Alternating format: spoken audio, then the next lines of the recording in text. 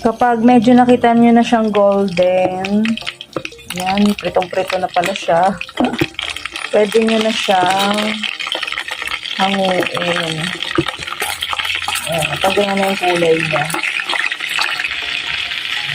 Bago ko siya i-adobo, piniprito ko muna talaga siya. Pero hindi yung pritong-prito, yung sakto lang. Kasi lulutuin ko pa naman siya ng adobo, kaya konting prito lang.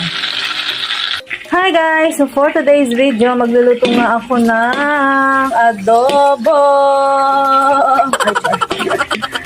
So ayan, magigisa na ako ng sibuyas. O diba may pag-over voice na ako, hindi na yung background music. Tapos, kapag medyo